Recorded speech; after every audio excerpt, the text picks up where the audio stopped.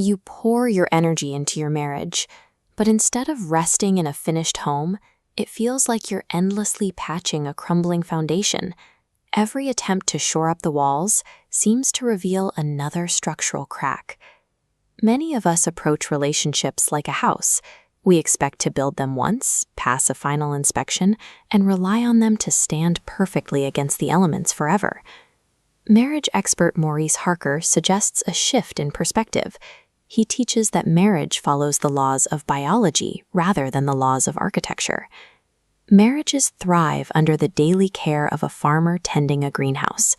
This requires consistent observation and small adjustments rather than heavy one-time repairs.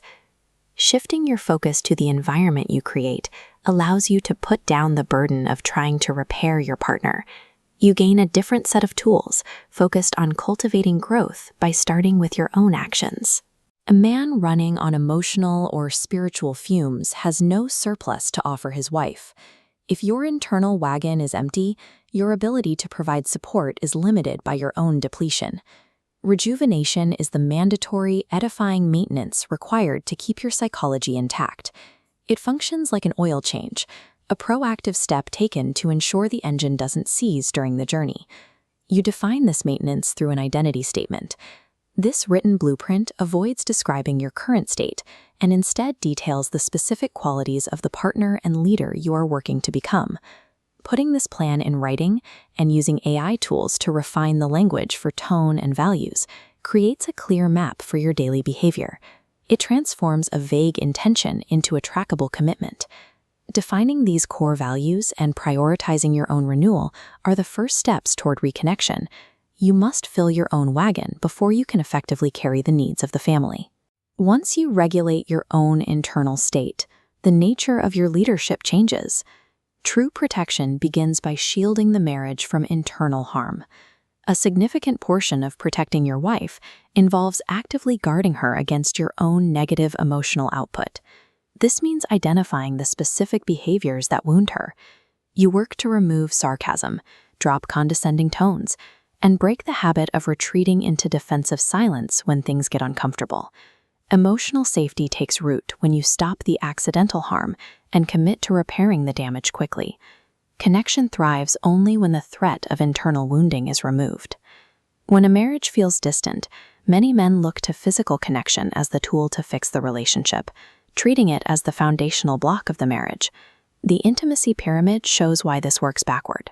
A stable relationship requires 5 non-physical layers: verbal communication, cognitive thoughts, emotional safety, psychological support, and spiritual unity. Cultivating these layers makes physical intimacy a natural outcome, the result of work below it. Physical connection is the fruit of relational labor. If you feel distant, the path back requires moving your focus away from the top of the pyramid and rebuilding from the ground up. Building that base requires a leadership style based on humility and collaboration. Presiding is a spirit-led process of active listening and seeking revelation rather than issuing dictates. You can execute this through a simple protocol called DPAR: discover, plan, act, and reflect. Treating relationship growth as a series of small, iterative experiments removes the pressure of a pass or fail mindset. Setbacks become data points for the next adjustment.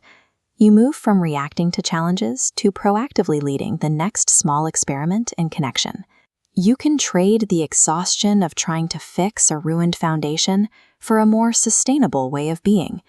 You become a grounded leader, cultivating a living greenhouse, knowing that steady, daily inputs lead to vibrant growth over time. Stepping back for rejuvenation is a way to hear God more clearly. Like scriptural leaders withdrawing to the mountain, you are seeking the direction your family needs. This deliberate retreat allows you to return to your home, carrying the light and knowledge necessary to lead with wisdom. Draft your identity statement, schedule an edifying activity to refill your wagon, and launch one small DPAR experiment today. Using these tools to refine your own character provides the clearest path towards